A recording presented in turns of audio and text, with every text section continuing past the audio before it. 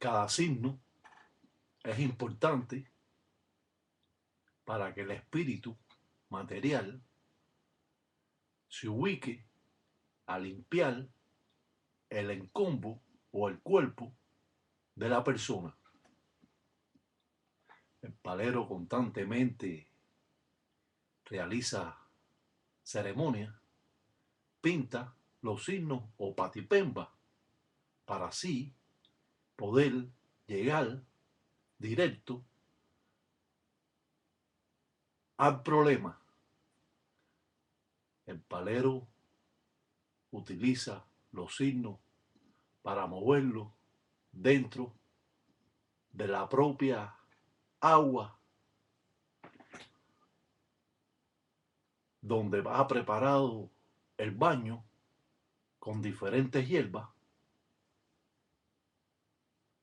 llamado así homiero, para poder quitar la mala suerte de la persona, para poder quitar las malas cosas que ha recogido en el término de su vida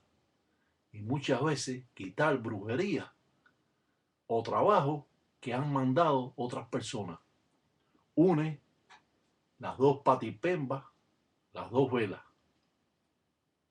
y va a revolver especie de un remolino,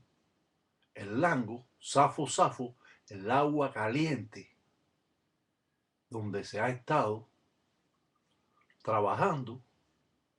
y pidiendo a las diferentes identidades, como a Lucero Monte Leguá, a Siete Rayos y Sasi, a San Norberto Ochosi, el cazador que nunca falla, y así va a unir todos esos signos y convertirlos en uno solo para que esta persona se bañe haciendo como especie un remolino para que pueda recoger espiritualmente en el cuerpo todas las cosas malas que ha tenido esta persona, la mala suerte, las corrientes recogidas o espíritus en el cuerpo, y así librar a la persona de todas las cosas malas. Su culo el encombo, dicen con calunga, carajo. Mamá Humbo jugando una parte importante, la Virgen de Regla, en este trabajo. El desenvolvimiento monetario, quitando la letra así de enfermedad, de muerte